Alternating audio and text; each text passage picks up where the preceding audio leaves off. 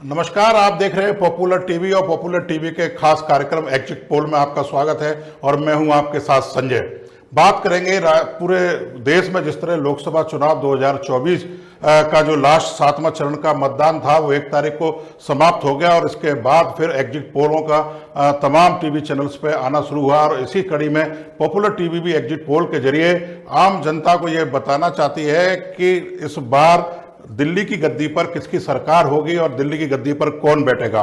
तमाम सर्वे तमाम एजेंसियों ने किए हैं, चैनल्स ने भी किए हैं और पॉपुलर टीवी ने भी पूरे देश में सर्वे किया और सर्वे के आधार पर पॉपुलर टीवी का जो सर्वे है वो जो एनडीए गठबंधन है, बीजेपी मोदी सरकार का गठबंधन है, उसको तकरीबन 280 सीटें जाता हुआ देख रहा है। 250 से 280 सीटें एनडीए गठबंधन को मिलेंगे, तो वहीं इंडिया गठबंधन को जो सीटों का आंकड़ा है वो 240 से 241 के आसपास बैठ रहा है, बाकी के अन्य के खातों में जाती हुई नजर आ रही है। वहीं अगर हम राजस्थान की अगर सबसे पहले बात करें तो राजस्थान में लोकसभा की 25 सीटें हैं और उन 25 सीटों में से तकरीबन 16 से 17 सीटें बीजेपी लेती हुई नजर आ रही है। 2014 और 2019 के चुनाव में बीजेपी 25 की 25 सीटें जीती थी, लेकिन इस बार कई सीटों पर मुकाबला कड़ा होता हुआ नजर बिल्कुल आ रहा है और जहां पर इस बार कांग्रेस अपना शायद खाता खोले और 5 से 7 सीटें कांग्रेस के खाते में जाती हुई नजर आ रही हैं। तो वहीं अगर मध्य प्रदेश की अगर बात करें एग्जिट पोल में, तो मध्य प्रदेश में टोटल जो है 29 सीटें हैं और 29 सीटों में से पिछली बार बीजेपी के पास 28 सीटें थीं 2019 में और इस बार मध्य प्रदेश में भी कुछ बदलाव होता हुआ बिल्कुल नजर आ रहा है और मध्य प्रदेश में तकरीबन 29 सीटों में से 23 से 24 सीटें बीजेपी के खाते में जाती हुई नजर आ रही हैं, तो वहीं 4 से 5 सीटें कांग्रेस के खाते में नजर आ रही हैं। अगर उत्तर प्रदेश की बात करें तो उत्तर प्रदेश सबसे बड़ा लोकसभा सीटों के हिसाब से राज्य माना जाता है। वहां तकरीबन 80 सीटें हैं और 80 सीटों में से 2014 में बीजेपी ने तकरीब 73 सीटें जीती थी। 2019 में 67 सीटों पर बीजेपी ने विजय बनाई थी, लेकिन इस बार उत्तर प्रदेश में समाजवादी पार्टी और कांग्रेस के गठबंधन ने कोई ना कोई ऐसा खेला किया है तो कहीं ना कहीं बीजेपी की सीटें इस बार यूपी में भी घटती नजर आ रही हैं। अगर पॉपुलर टीवी के सर्वे की बात करें तो यूपी में बीजेपी और को 58 से तकरीबन 60 सीटें जो है इस बार मिलती नजर आ रही हैं। वहीं इंडिया गठबंधन को 14 से 20 सीटें इस बार यूपी में मिलती नजर आ रही हैं। तो लगातार जिस तरह से तमाम चैनल्स हैं सर्वे कर रहे हैं, इसी तरह सर्वे में और एग्जिट पोल में हम लोगों ने भी जिस तरह से किया। इसके बाद अपन बात करते हैं महाराष्ट्र की, तो महाराष्ट्र की टोटल 48 सीटें हैं और इन 48 सीटों में इस बार बड़ा खेला होने वाला है। वहां इस बार बीजेपी सिंगल डिजिट में आके रुकने वाली है। इस तरह के सर्वे महाराष्ट्र से आए हैं क्योंकि जिस तरह से विधानसभा चुनाव के बाद और लोकसभा चुनाव से पहले भारतीय जनता पार्टी ने अजीत पवार एनसीपी को तोड़कर अलग पार्टी बना दी और शिवसेना को एकनाथ शिंदे को तोड़कर अलग पार्टी बना दी। तो उसके बाद वहां का जो पूरा पॉलिटिकल एनालिसिस सिस्टम है, शिवसेना उद्धव ठाकरे और कांग्रेस गठबंधन के साथ चुनाव लड़ रही है और एनसीपी शरद पवार भी गठबंधन में वहां हैं।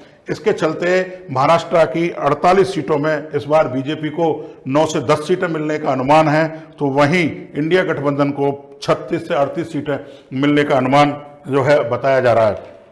इसी तरह अगर छत्तीसगढ़ की बात करें, छत्तीसगढ़ में भी 2014 और 19 में बाकायदा क्लीन स्वीप जो हुआ था और इस बार भी वहां पर सरकार विधानसभा चुनाव में कांग्रेस की चली गई और बीजेपी की सरकार छत्तीसगढ़ में बनी।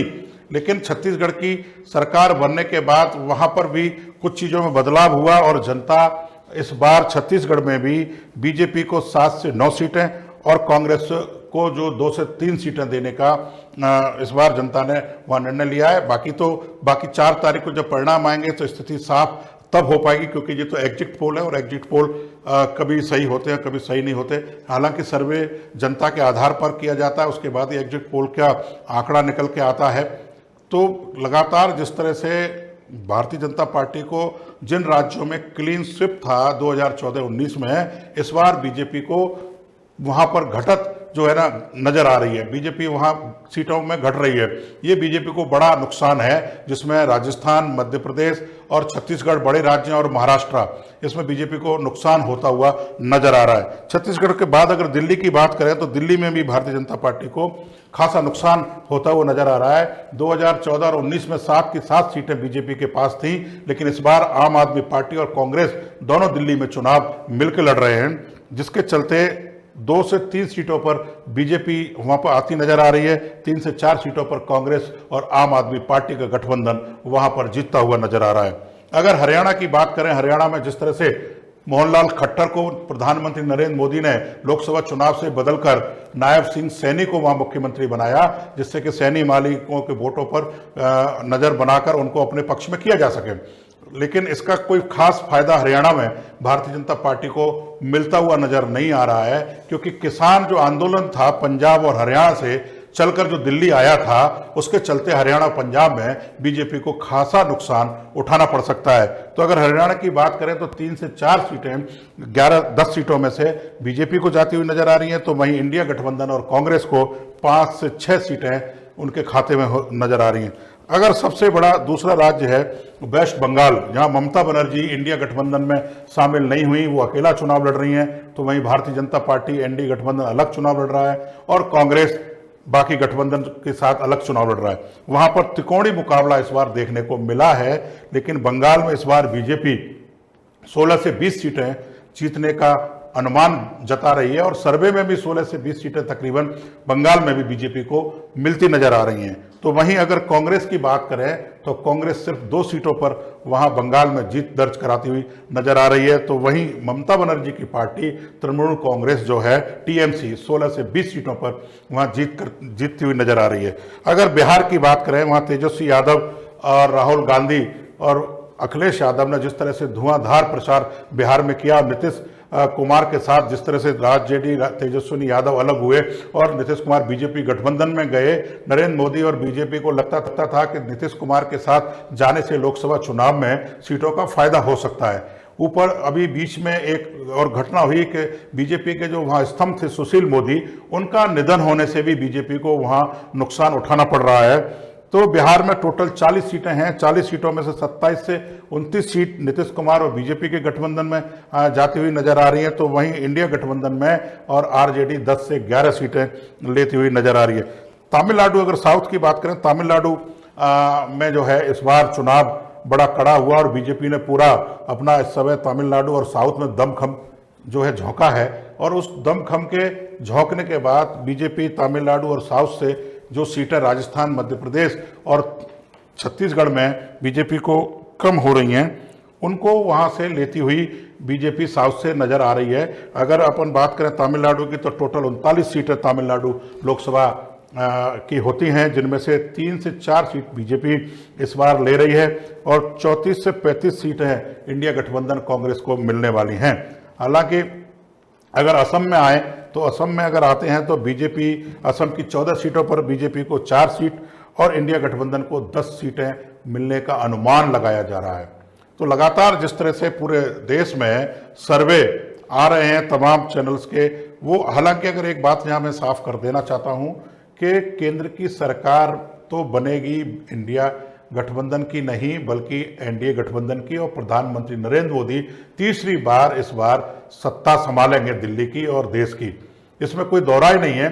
लेकिन मुकाबला कड़ा है, यहाँ पर अगर कुछ सीटों का ऊपर नीचे होती हैं तो निश्चित तौर पर बीजेपी को मुश्किल होगी, और बीजेपी और नरेंद्र मोदी ये चाहते हैं कि किसी गठबंधन का कोई भी दबाव भारतीय जनता पार्टी और सरकार पर ना रहे, वो खुद अपने दम पर फुल मेजोरिटी आए बीजेपी की, जिससे कि किसी भी दल का कोई दबाव ना रहे, कोई दल उनको आंख ना दिखा सके।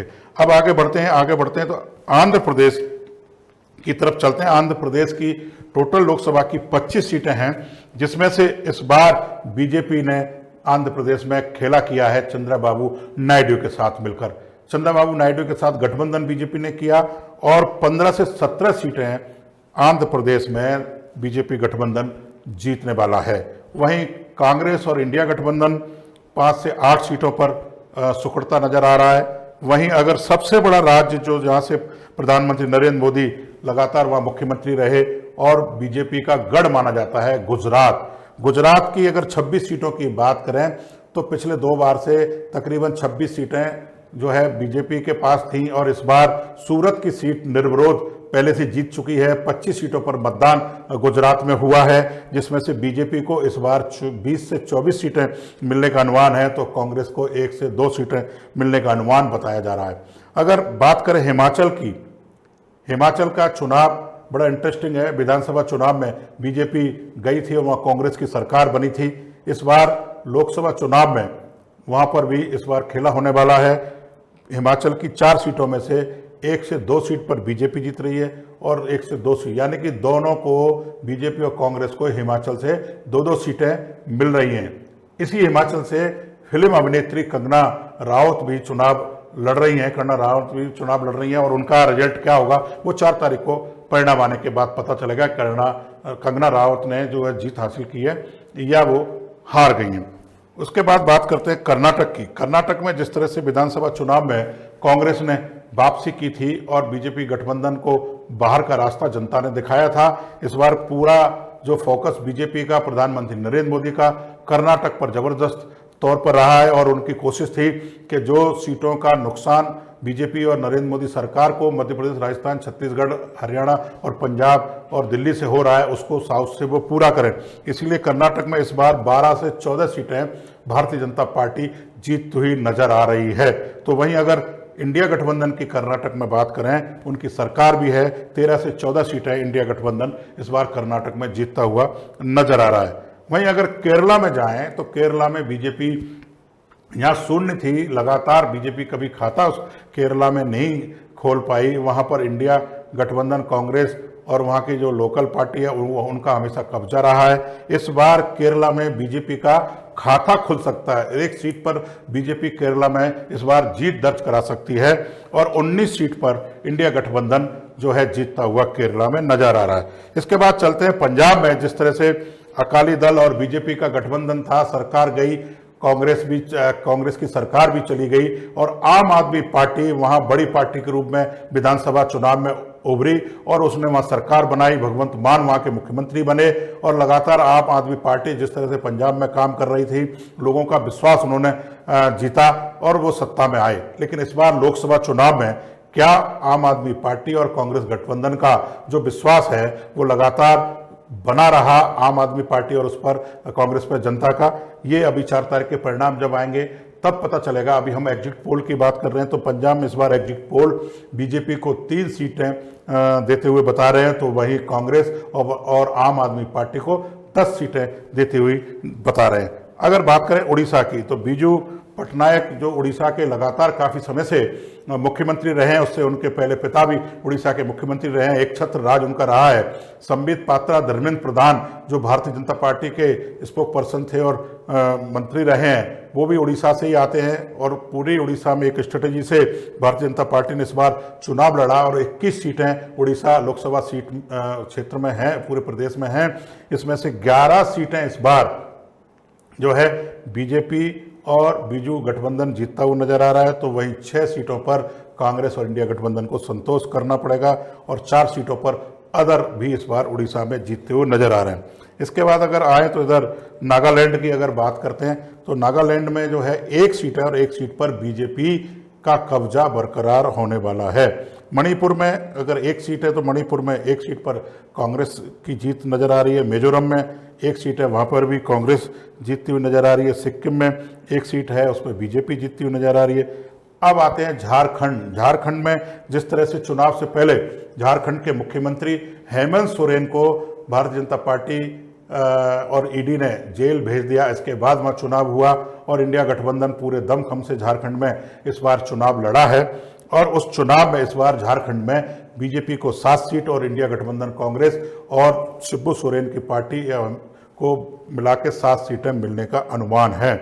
तेलंगाना में जिस तरह से विधानसभा चुनावों में कांग्रेस ने वापसी की और कांग्रेस की सरकार तेलंगाना में बनी और उसके बाद फिर बीजेपी पूरे दमखम से तेलंगाना में इस बार लोकसभा चुनाव में उतरी, क्योंकि बीजेपी को इस बार उम्मीद साउथ से ज़्यादा थी, क्योंकि इधर जो जयपुर से लेकर राजस्थान से लेकर मध्य प्रदेश छत्तीसगढ़ में जो नुकसान है उसकी भरपाई की जाए। तेलंगाना में इस बार बीजेपी को 6 सीट और कांग्रेस इंडिया गठबंधन को 11 सीट। तेलंगाना में टोटल लोकसभा की 17 सीटें होती हैं, वहाँ जीतती हुई नजर आ रही है। उत्तराखंड जो हमेशा बीजेपी का एक गढ़ रहा है और लगातार बीजेपी की वहाँ विधानसभा चुनावों में जीत और सरकार रही है, इस बार लोकसभा चुनाव में उत्तराखंड की 5 सीटों पर मतदान हुआ, जिस पर 3 सीटों पर बीजेपी और 2 सीट पर कांग्रेस जीतती हुई नजर आ रही है। मेघालय की बात करें तो मेघालय में 2 सीटें हैं लोकसभा की, जिस पर एक बीजेपी और एक कांग्रेस गठबंधन जीतता नजर आ रहा है। अरुणाचल प्रदेश की 2 सीटें हैं लोकसभा की, जिस पर दोनों सीटों पर कांग्रेस की जीत होती नजर आ रही है। गोवा सबसे महत्वपूर्ण राज्य गोवा है, वहाँ पर 2 लोकसभा सीटें हैं। इस बार दोनों लोकसभा सीटों पर वहाँ चुनाव हुआ, कड़ा मतदान हुआ और दोनों बीजेपी और कांग्रेस को एक एक सीट मिलने की उम्मीद है। त्रिपुरा में 1 सीट है जिस पर इंडिया गठबंधन यानी कांग्रेस की जीत होती नजर आ रही है। चंडीगढ़ केंद्र शासित प्रदेश है, 1 सीट है बीजेपी के कब्जे में है, वापस बीजेपी के खाते में जाती हुई नजर आ रही है। और दादर नगर हवेली जो केंद्र प्रशासित प्रदेश है, वहाँ पे 1 सीट है, वो कांग्रेस के खाते में जाती हुई नजर आ रही है। दमन द्वीप में 1 सीट है, वो भी कांग्रेस के खाते में। लक्षद्वीप 1 सीट है, वो भी कांग्रेस के खाते में। और पांडुचेरी केंद्र प्रशासित प्रदेश है, उसमें 1 सीट है, वो भी कांग्रेस के खाते में जाती हुई नजर आ रही है। अगर अपन बात करें इंडिया गठबंधन और एनडीए गठबंधन की, तो इस समय हमारा जो एग्जिट पोल है, पॉपुलर टीवी का जो एग्जिट पोल है, वो इस बात को इंगित कर रहा है कि नरेंद्र मोदी और एनडीए गठबंधन को 280 सीटें मिलने का अनुमान है। ये ऊपर नीचे हो सकता है आंकड़ा। और वहीं इंडिया गठबंधन को 237 सीटें मिलने का अनुमान है और 25 से 26 सीटें अन्य दल जो अलग अलग राज्यों में गठबंधन के बाहर लड़ रहे हैं, हरियाणा है, पश्चिम बंगाल है और यूपी में बसपा है, उनको मिलने का अनुमान जताया जा रहा है। तो ये पॉपुलर टीवी के एग्जिट पोल थे जो हमने जनता के बीच रखे हैं। बाकी 4 तारीख को जब परिणाम आएंगे तब एग्जिट पोल किसके सही हैं, किसके गलत हैं, जनता ने किसको मैंडेट दिया है और जनता ने किसको इस बार किस किस प्रदेश में कितनी सीटें दी हैं, वो साफ सब हो पाएगा। लेकिन इतना इस बार निश्चित है कि इस बार तीसरी बार जो है देश की जो सत्ता पर प्रधानमंत्री नरेंद्र मोदी काबिज होंगे, ये सारे सर्वे बता रहे हैं। इस बार अगर अपन राजस्थान का एनालिसिस करें तो राजस्थान की 25 सीटों पर चुनाव हुआ, जिसमें कांग्रेस लगातार गठबंधन में चुनाव लड़ रही थी, बीजेपी खुद सिंगल पार्टी के रूप में इस बार राजस्थान में चुनाव लड़ रही थी। और इस बार राजस्थान का जो चुनाव है वो बड़ा खासा दिलचस्प रहा। सीकर में कांग्रेस ने सीपीआई से गठबंधन किया, वहाँ अमराराम चौधरी जो है कांग्रेस और सीपीएम गठबंधन के प्रत्याशी थे। वहाँ नागौर में हनुमान बेनीवाल की पार्टी से गठबंधन था, वो वहाँ थे। बांसवाड़ा में जो आदिवासी पार्टी है उससे टीडीपी से उसका गठबंधन था, लेकिन वहाँ गठबंधन बांसवाड़ा का इसलिए टूट गया क्योंकि कांग्रेस का जो सिंबल था उस पर प्रत्याशी ने जो फॉर्म भर दिया, पर कांग्रेस उसको कर नहीं पाई। इधर अगर बाड़मेर की बात करें तो बाड़मेर में जो चुनाव हुआ है इस बार, वो रविंद्र सिंह भाटी ने चुनाव को बाड़मेर में दिलचस्प कर दिया। बाड़मेर में जिस तरह से रविंद्र सिंह भाटी जो विधानसभा चुनावों में सिर्फ विधानसभा से विधायक बने, वो लगातार लोकसभा चुनावों में जिस तरह से उन्होंने धुआंधार प्रचार किया, बीजेपी के लिए सरदर्द बन गए। तो कहीं ना कहीं बीजेपी का जो वोट है उसको रविंद्र सिंह भाटी ने काटने का काम किया।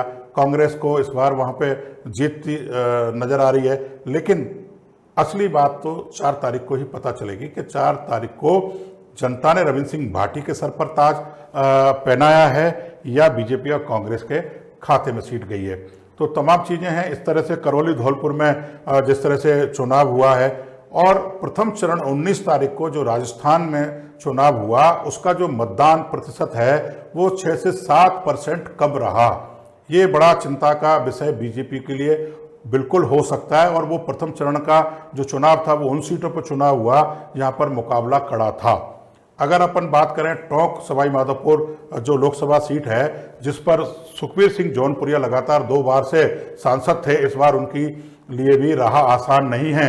हरीश मीणा जो वहाँ से विधायक थे और इस बार कांग्रेस ने उनको वहाँ प्रत्याशी बनाया, और सचिन पायलट का उनको पूरा इस बार समर्थन था। सचिन पायलट खुद टोंक से विधायक हैं और उस इलाके में मीणा और गुर्जरों का काफ़ी वोट है, जो इस बार हरीश मीणा को शायद वहाँ सचिन पायलट के समर्थन से जिता दे। जो जौनपुरिया हैं उनकी राह आसान नहीं है। अगर बात करें कोटा की, कोटा में प्रधान जो प्रहलाद गुंजल हैं वो अपनी सीट पहले बीजेपी में विधानसभा की लड़ी, इस बार कांग्रेस में चले गए क्योंकि उनको टिकट नहीं मिला।